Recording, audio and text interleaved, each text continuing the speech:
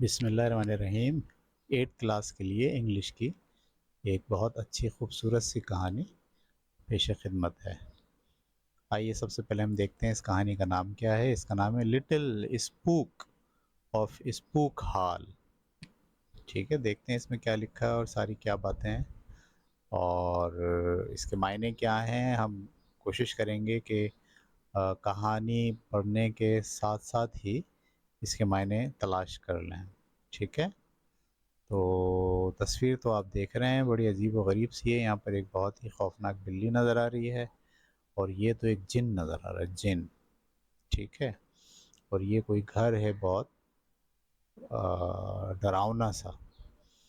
चलें देखते हैं क्या लिखा है। Long ago a happy family of ghost. ये घोस्ट है, घोस्ट, भूत। ठीक है, लॉन्ग अगो बहुत अरसा पहले, a happy family of ghost, भूतों की एक बहुत ही अच्छी फैमिली लिव्ड, रहती थी इन अ हंटेड हाउस, किसी हंटेड हाउस में। हंटेड हाउस किसे कहते हैं? ऐसा घर जिस पे भूतों का कब्जा हो जाए उसे कहते हैं haunted house. In the middle of dark wood, एक बहुत गहरे घने जंगल में ये घर था और उसमें एक हैप्पी फैमिली रहती थी। The name of their house was spook hall.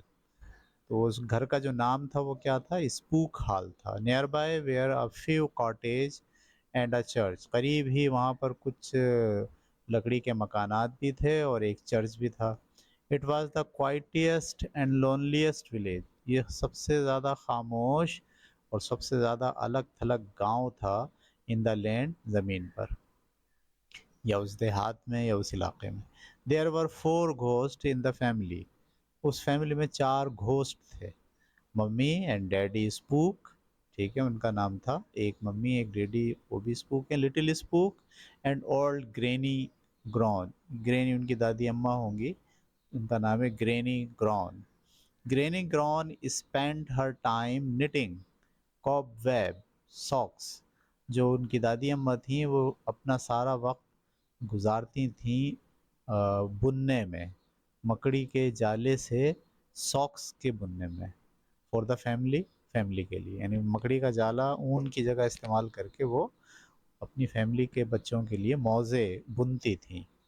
While mummy cooked goblin piece, और मम्मी जो है वो गोबलिन पाइस बनाती थी, यानी बिल्लियों का जो, समझ लो, पाइस या मुरब्बा या मिठाई उसकी बना। But daddy slept all day. लेकिन जो अब्बा होते थे वो सारा दिन सोते रहते थे। Until the owls woke him at midnight. हत्ता कि उल्लू उनको जाके आधी रात के बाद उठाते थे। When it was time for him to go to work, तब जाके उनका काम होता था, काम पर जाने का। ये घोष साहब जा रहे हैं, इनका सर गायब है, ढांचा है सिर्फ। ठीक है, और काली बग्गी में बैठ के रात के वक्त में 12 बजे के बाद ये अपने काम पर निकल रहे हैं। Then he glided through the walls and boarding his phantom coach. ठीक है, वो दीवारों के ऊपर से छलांगे लगाते थे या उड़ते थे।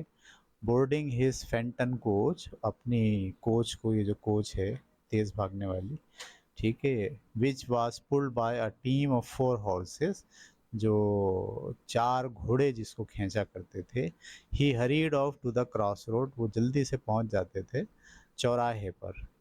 There he stood shrieking and rattling, वहाँ पर वो चीखते रहते थे और रेटलिंग का मतलब होता है तालियां बजाना। ठीक है, हिज चेन्स ऑल नाइट, अपनी जो चेन है लोहे की, उसको ज़मीन पे लेके जब घसीटते हैं तो जो आवाज़ निकलती है उसको कहते हैं रेटलिंग। सारा रात बस वो चीखते रहते थे और अपनी चेन लेके घूमते रहते थे। हिज कोच ड्राइवर अ हेडलेस स्केलेटन, ओए होए, उनका जो कोच का ड्राइवर था वो सरकटा ढांचा था। Who wore a top hat, जो कि एक टॉप हैट पहनता था। ये इसका ड्राइवर है भाई, कोचमैन है ये। ठीक है, who wore a top hat was named Mister Bones, और उसका नाम क्या था? मिस्टर बोन्स था, हड्डियाँ। Little Spook said to his mother one day, little Spook ने अपनी अम्मा से एक दिन कहा, mummy when can I go haunting like daddy, मैं अप्पू की तरह कब हंटिंग पे, शिकार पे जाया करूँगा। It would be such fun to stand at the cross road and scream. कितना मज़ा आता होगा ना चौराहे पर खड़े होकर चीखने का। बट मम्मी रिप्लाइड, लेकिन मम्मी ने रिप्लाई किया, you are far too young, तुम अभी बहुत छोटे हो dear, why you don't even know how to scream properly at. ठीक है, क्यों अभी तक तो तुम ये भी नहीं जानते हो कि प्रॉपरली कैसे चीखा जाता है। Now eat up your goblin pie, अपना ये मीठा खाओ, गोबलिन से बना हुआ है जो बिल्लियों से, like a good little ghost, अच्छे भूत के बच्चे की तरह। ठीक है भाई, ये तो आप देख रहे हैं, तो उल्लू है ओवल, और ये घोस्ट है, यही मेरा ख्याल है लिटिल स्पूक है ये। सही है, चेक करते हैं आगे। इन माई यंग डेज, अपने बचपन के दिनों में, नोबडी यूर वेंट हंटिंग, कोई भी शिकार पे नहीं जाता था, अनटिल देवर एटलीस्ट 10 years ओल्ड, जब तक वो 10 साल के नहीं हो जाते थे। Grumbled Granny Groan, Granny Groan ने मोटी भारी आवाज़ में कहा। And she went on knitting, और वो बुनती चली गई, बुनाई करती चली गई, lots and lots of cobweb sock, बहुत सारे मकड़ी के जाले के सॉक्स, मोजे। That night little Spook sat in front of his bedroom, उस रात वो बैठा हुआ था अपने बेडरूम के सामने, मिरर, बेडरूम के शीशे के सामने, in his white night shirt, अपनी रात की वाइट शर्ट में, trying very hard to scream, कोशिश कर रहा था तेज़ चीखने की, like a grown up ghost, जैसे कि बड़े उम्र के भूत चीखा करते हैं। But he could only manage a tiny stifled stifled squeal, लेकिन वो बहुत ही जो है वो छोटी सी आवाज़ के अंदर आवाज़ को मैनेज करने में कामयाब हो सका। ठीक है, लेकिन मैं बहुत ही मामूली सी आवाज़ निकाल पाया। सही है, कहाँ चला गया? But he could only manage a tiny stifled squeal, बिल्कुल मामूली सी चीख ही निकली। Oh dear, I don't think I will ever become a proper ghost. अब वो अपने आप से कह रहा है ना, मैं कभी भी शायद एक अच्छा प्रॉपर घोस्ट नहीं बन पाऊंगा। ही सेड टू हिमसेल्फ, उसने अपने आप से कहा। And he decided to ask his friend for help, उसने सोचा कि वो अपने दोस्तों से इस सिलसिले में मदद मांगे। ठीक है। The next day he visited hoot the ओल, अगले दिन वो हूट से मिला जो कि एक उल्लू था। Who lived in the church tower, जो कि चर्च के टावर में रहता है। आई सी योर प्रॉब्लम, मैं तुम्हारा प्रॉब्लम समझता हूँ। स्पूक सैड हूट, हूट ने कहा, perhaps if I hoot it might help you to scream, शायद ही कोई हूट आपको चीखने में मदद सिखा सके।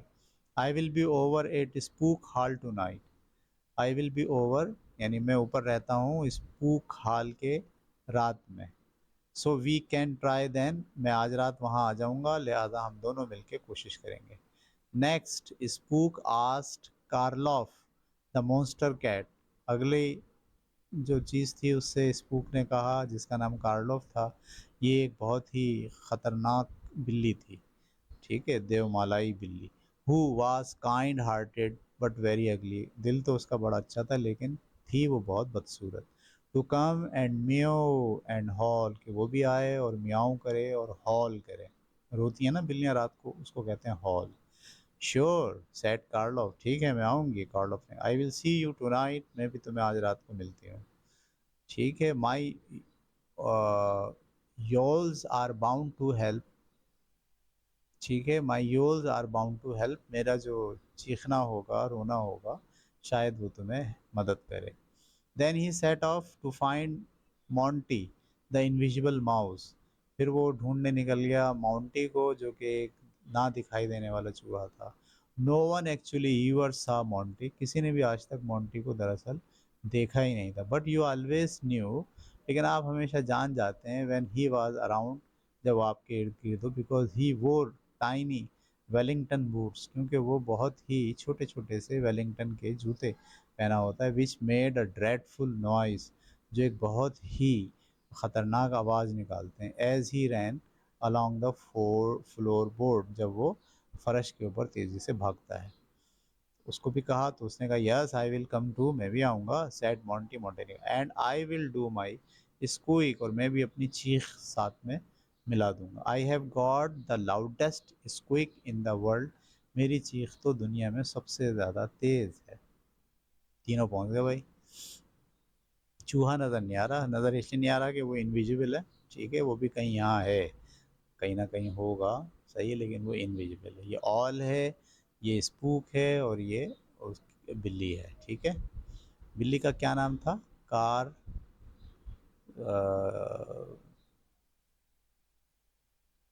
यहाँ पर नाम लिखा होगा ना, कार्लॉफ, ठीक है, इसका नाम था कार्लॉफ। चलें आगे चलते हैं।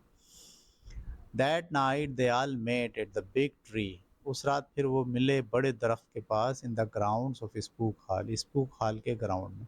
Hoot to woot, Karloff yowled, and Monty squeaked and thump, ठीक है, यानी उस सब ने अपनी अपनी आवाज़ों में चीख कर आवाज़ें निकालना शुरू कर दी। But poor little Spook could only make a funny little gurgling, लेकिन जो छोटा स्पूक था वो सिर्फ और सिर्फ बहुत बारीक सी चुन्नी मुन्नी सी आवाज़ निकालने में कामयाब हो गया, as he tried in vain to scream, जब उसने डराने की कोशिश की और चीखने की कोशिश की। They made so much noise that all the neighbours woke up, उन्होंने इतनी आवाज़ें निकाली, शोर मचाया कि सारे पड़ोसी उठ गए, एंड कंप्लेंट, और उन्होंने आके शिकायत करना शुरू कर दी। The next morning the landlord arrived at Spook Hall, ठीक है, दूसरे दिन लैंडलॉर्ड आ गया स्पूक हॉल के घर में, and ordered everyone out of the house, और सबको कहा यहाँ से बाहर निकल जाओ, this is a quite neighbourhood, यहाँ का इलाका बहुत खामोश है। ही सेड, उसने कहा,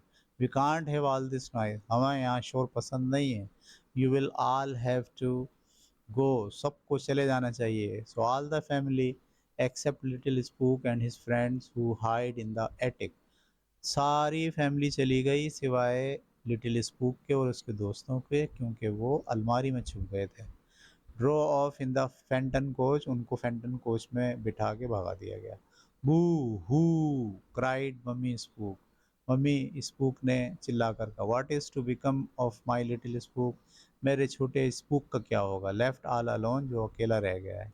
poor little ghost, he is too young even to scream, वो तो बहुत छोटा है, हत्ता कि वो तो चीख भी नहीं सकता।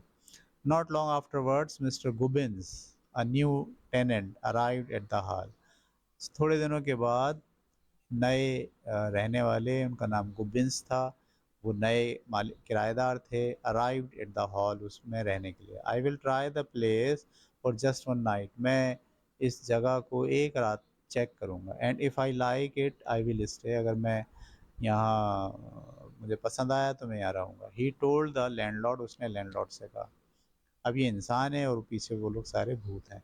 But he did not wait until morning, उसने रात सुबह का इंतज़ार नहीं किया, to make up his mind, अपना जहन बनाते हुए, because when he sat down in the arm chair, क्योंकि जब वो आरामदा कुर्सी पर बैठा, ही वो कर्लोफ, उसको कर्लोफ ने जगा दिया, and the monster cat scratched him viciously, जो केट थी उसने स्क्रैच का मतलब होता है पंजा मारना शुरू कर दिया, बहुत ही जालिमाना तरीके से।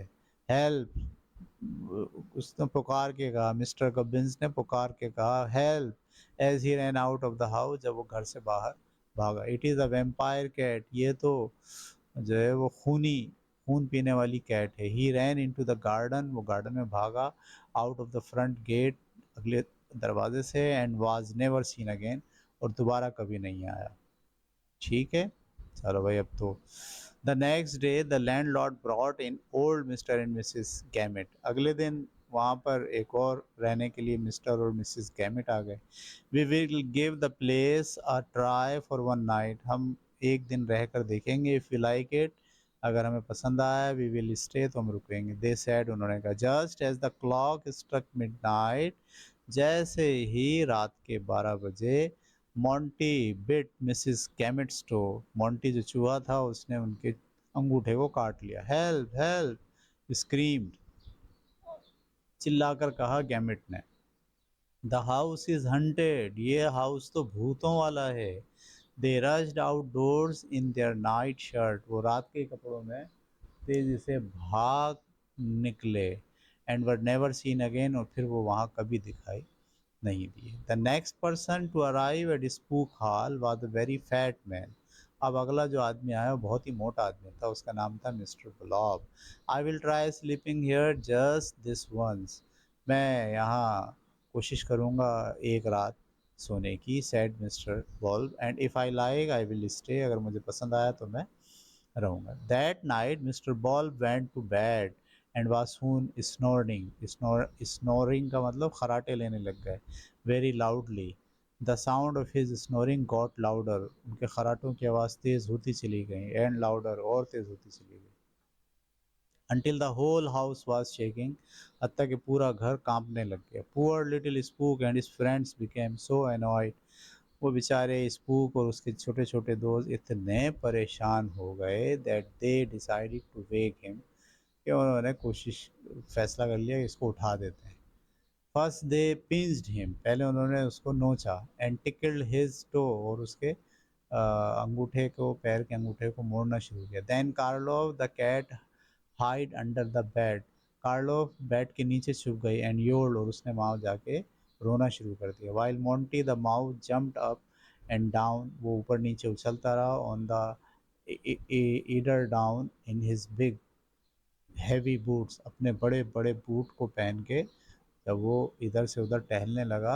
आवाज़ आ रही है बहुत तेज़ तेज़, ठीक है।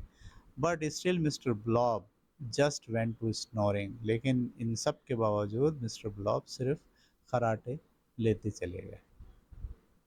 इवन व्हेन हूट द ओल dropped a clock on his head, हत्ता कि वो जो उल्लू था उसने भी जब एक काला कोयला जो है उसके सर पे फेंका, Mister Blob just carried on snoring, उसके बावजूद भी उन्होंने खराटे लेना जारी रखा। Just then two a little Spook's special friends arrive, दो स्पेशल फ्रेंड जो है स्पूक के आ गए, बोरिस एंड बेर्टी, एक का नाम बोरिस है और एक का नाम बेर्टी है। द बैड ब्रदर्स, ये दरअसल चिमगादड़े हैं।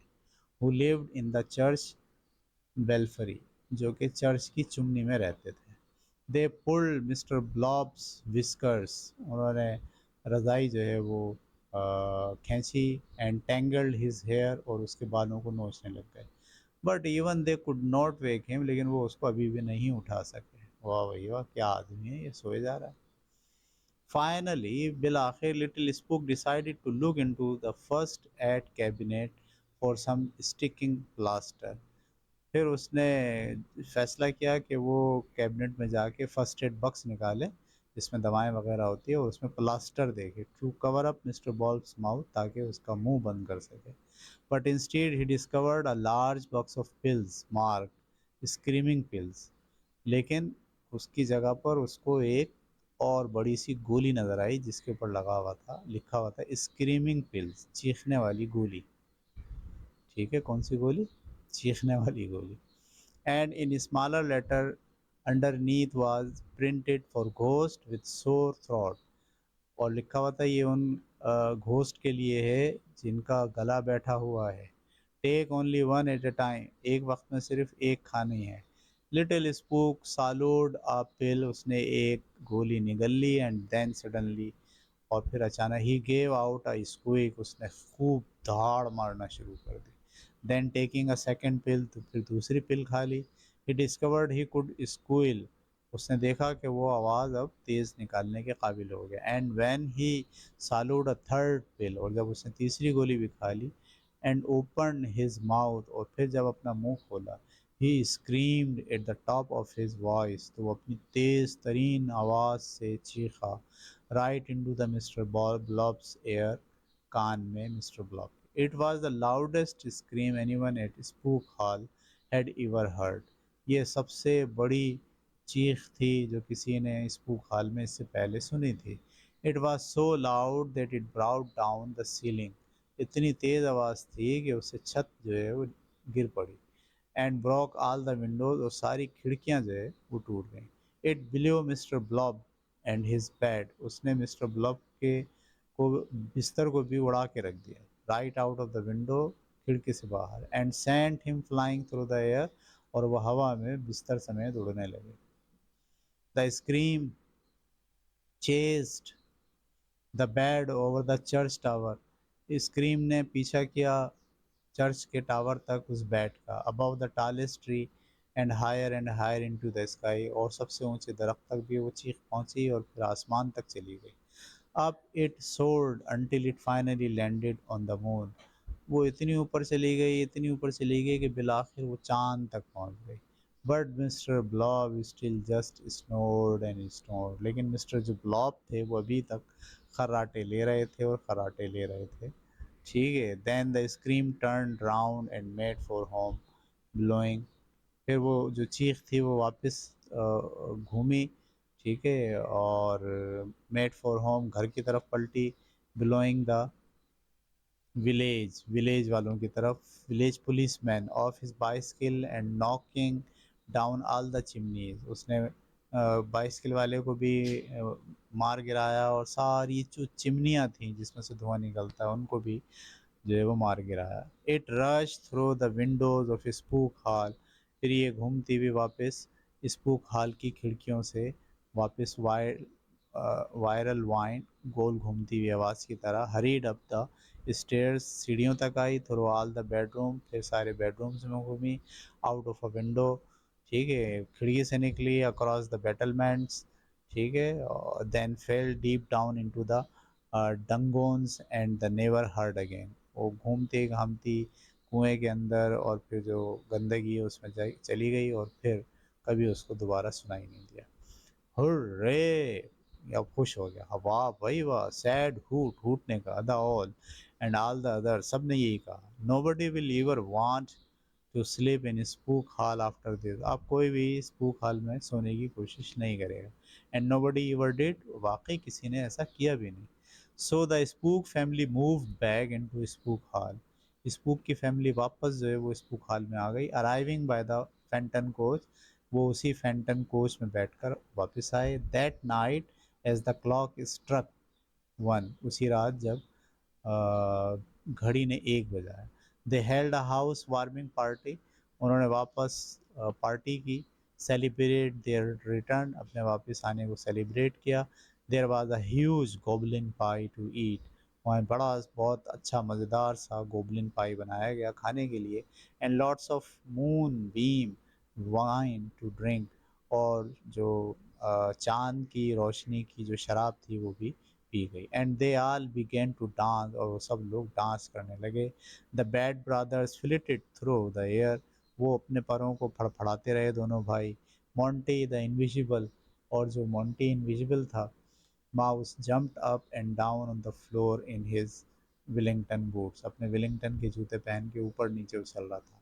कार्लो द कैट योल्ड एंड योल्ड, वो रोने की आवाज़ निकालती रही। हुट द ओल हुटेड, और जो उल्लू था वो हुट करता रहा। Mister bones played a tune, और जो मिस्टर बोन्स थे उन्होंने एक ट्यून बजाई ऑन हिज रिब्स, अपनी जो फसलियाँ हैं उसके ऊपर, रिब्स कहते हैं फसलियों को।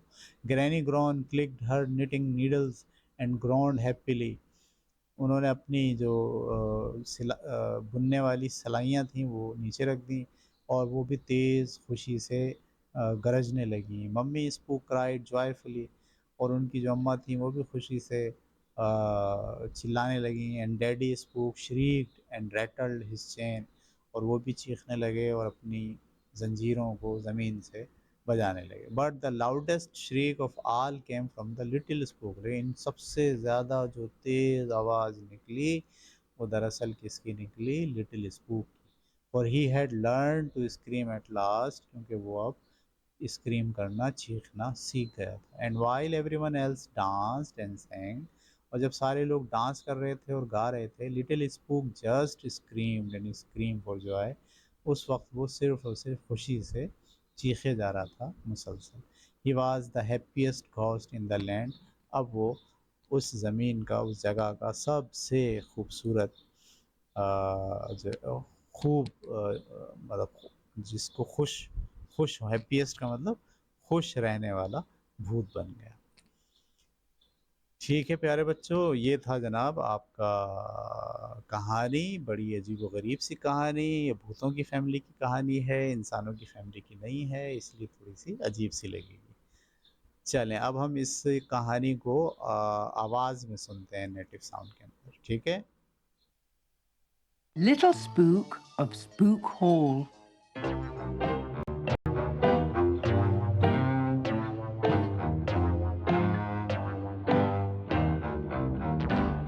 Long ago, a happy family of ghosts lived in a haunted house in the middle of a dark wood. The name of their house was Spook Hall.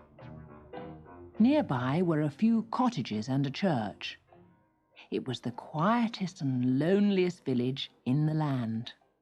There were 4 ghosts in the family: Mummy and Daddy Spook, Little Spook, and old Granny Groan.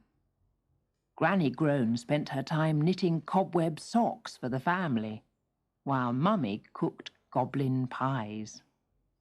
But Daddy slept all day until the owls woke him at midnight, when it was time for him to go to work. Then he glided through the walls and, boarding his phantom coach, which was pulled by a team of 4 horses, he hurried off to the crossroads. There he stood, shrieking and rattling his chains all night.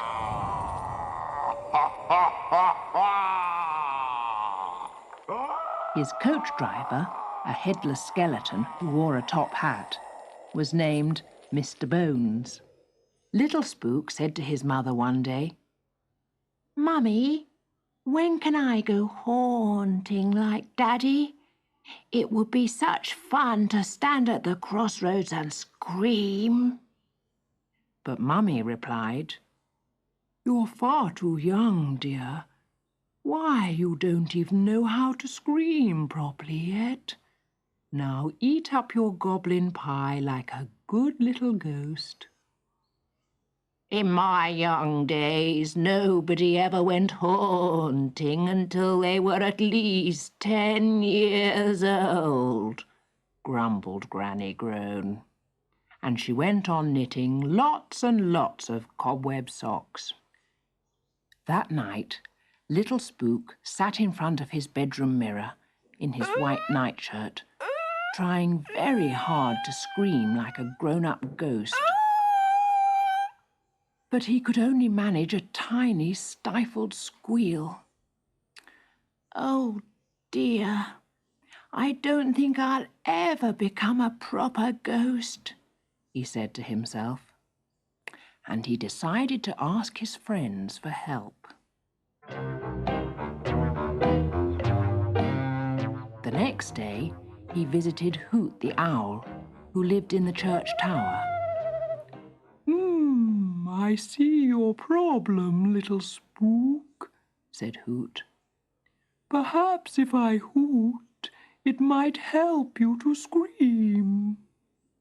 I'll be over at Spook Hall tonight, so we can try then."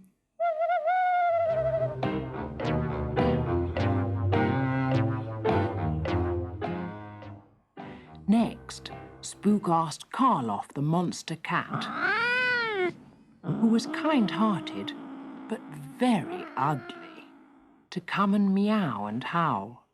"Sure," said Karloff. "I'll see you tonight. My yowls are bound to help." Then he set off to find Monty, the invisible mouse. No one actually ever saw Monty, but you always knew when he was around because he wore tiny Wellington boots, which made dreadful noise as he ran along the floorboards. "Yes, I'll come too," said Monty. "And got the loudest squeak in the world.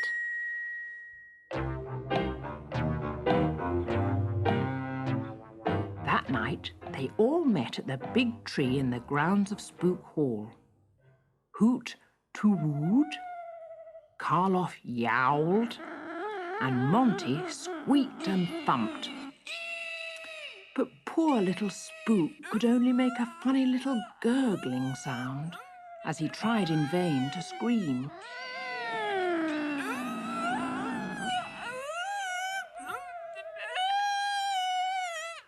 They made so much noise that all the neighbours woke up and complained.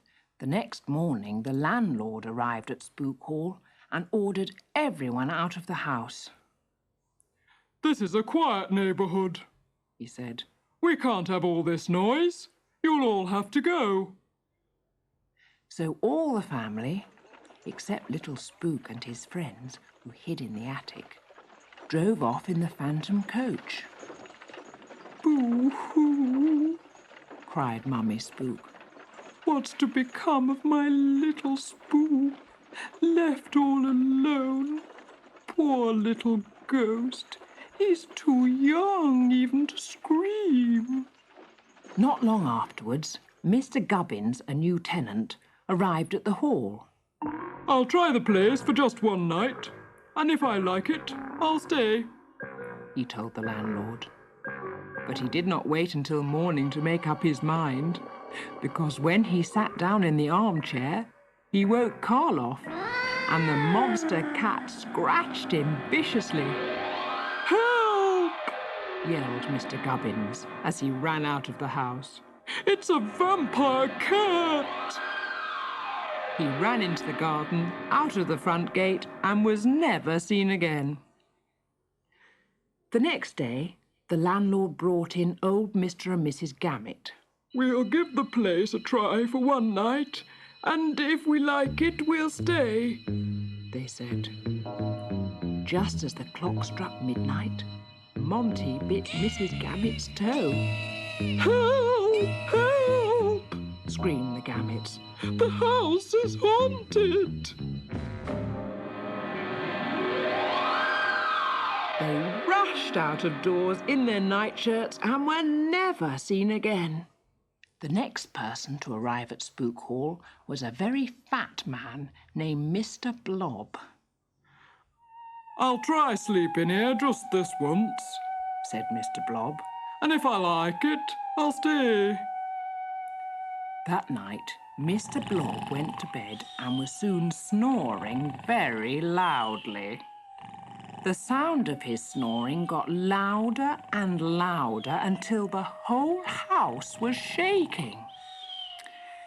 Poor little Spook and his friends became so annoyed that they decided to wake him up. First they pinched him and tickled his toes. Then Karloff the cat hid under the bed and yowled, while Monty the mouse jumped up and down on the eiderdown in his big heavy boots. But still Mr. Blob just went on snoring, even when Hoot the owl dropped a clock on his head. Mr. Blob just carried on snoring. Just then, two of little Spook's special friends arrived, Boris and Bertie, the Bat brothers, who lived in the church belfry. They pulled Mr. Blob's whiskers and tangled his hair, but even they could not wake him. Finally, little Spook decided to look into the first aid cabinet for some sticking plaster to cover up Mr. Blob's mouth. But instead, he discovered a large box of pills, marked screaming pills. And in smaller letters underneath was printed, "For ghosts with sore throats, take only one at a time." Little Spook swallowed a pill, and then suddenly he gave out a squeak. Then taking a second pill, he discovered he could squeal. And when he swallowed a third pill and opened his mouth, he screamed at the top of his voice right into Mr. Blob's ear. It was the loudest scream anyone at Spook Hall had ever heard. It was so loud that it brought down the ceiling and broke all the windows. It blew Mr. Blob and his bed right out of the window and sent him flying through the air. The scream chased the bed over the church tower, above the tallest trees, and higher into the sky. Up it soared until it finally landed on the moon. But Mr. Blob still just snored and snored. Then the scream turned round and made for home, blowing the village policeman off his bicycle and knocking down all the chimneys. It rushed through the windows of Spook Hall like a whirlwind, hurried up the stairs, through all the bedrooms, out of a window, across the battlements, then fell deep down into the dungeons and was never heard again. "Hooray!" said Hoot the Owl and all the others. "Nobody will ever want to sleep in Spook Hall after this." And nobody ever did. So the Spook family moved back into Spook Hall, arriving by the phantom coach. That night, as the clock struck 1, they held a housewarming party to celebrate their return. There was a huge goblin pie to eat and lots of moonbeam wine to drink. And they all began to dance. The Bat Brothers flitted through the air. Monty the Invisible Mouse jumped up and down on the floor in his Wellington boots. Karloff the Cat yowled and yowled. Hoot the Owl hooted. Mr. Bones played a tune on his ribs. Granny Groan clicked her knitting needles and groaned happily. Mummy Spook cried joyfully, and Daddy Spook shrieked and rattled his chains. But the loudest shrieks of all came from Little Spook, for he had learned to scream at last. And while everyone else danced and sang, Little Spook just screamed and screamed for joy. He was the happiest ghost in the land.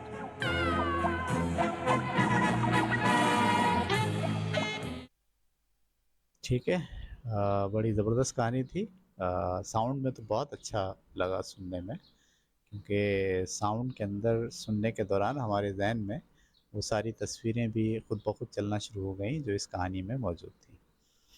चलें, अब हम आते हैं इसके Little Spook of Spook. ठीक है, पहला सवाल आपको देखना है। पहले पेज पे आ जाता हूँ मैं। पहला सवाल आपको उतारना है और उसका जवाब लिखना है, और दूसरा सवाल, ये स्क्रीन पर पहला और दूसरा सवाल आप देख रहे हैं। इसको पढ़िए अच्छे तरीके से, समझिए और फिर कॉपी में उतारिए। तीसरा सवाल और चौथा सवाल, सवाल और उनके जवाबात, उसके बाद पांचवा सवाल और उसका जवाब, उसके बाद छठा सवाल और छठे के साथ सातवां सवाल भी आप देख रहे हैं स्क्रीन के ऊपर। उसके बाद यहाँ से आठवां सवाल और नवां सवाल शुरू होता है, ठीक है। नवे सवाल के बाद ये 10वां सवाल। तो आप सवाल को बहुत तवज्जो से पढ़ेंगे। आप 8वीं क्लास के स्टूडेंट हैं, मैं इसलिए सवाल पढ़ के नहीं सुना रहा हूँ। आप खुद इसको पढ़ेंगे और जवाब भी खुद पढ़ेंगे और फिर अपनी कॉपी में इसको लिखेंगे। इसके बाद यहाँ से शुरू होते हैं मल्टीपल चॉइस क्वेश्चन।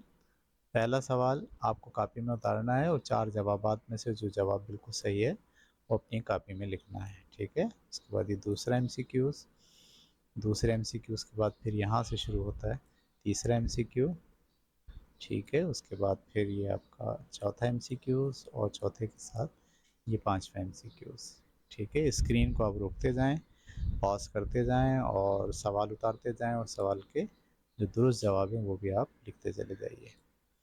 ये 7वां एमसीक्यूज है। उसके बाद ये 8वां, 8वें के बाद ये 9वां, ठीक है, 9वें एमसीक्यूज के बाद ये 10वां एमसीक्यूज। इसके बाद शुरू होती हैं खाली जगहें, ठीक है, 10 खाली जगह हैं, तवज्जो से खाली जगह को पढ़ें और देखें कि कौन सा मुनासिब लफ्ज़ इसके जवाब में आ सकता है, ठीक है। Second, third, fourth, fifth, six, 7, 8, 9 और 10। और ये वो वर्ड हैं जो आपको मदद दे सकते हैं इन खाली जगह को भरने के लिए, ठीक है। तो आप पहले खाली जगह पढ़ें और वर्ड्स भी देखें कौन सा वर्ड इसमें आ सकता है।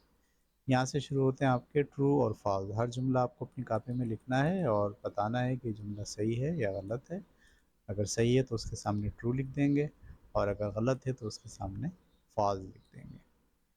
ये भी आपके पास 10 सवालात हैं। ठीक है प्यारे बच्चों, बहुत मज़ा आया काम करने में भी, कहानी सुनने में भी, और ख़ास तौर पर जो हमने साउंड वाली स्टोरी सुनी उसमें हमें बहुत ज़्यादा मज़ा आया। अगली कहानी तक के लिए इजाज़त दीजिए। अल्लाह हाफ़िज़।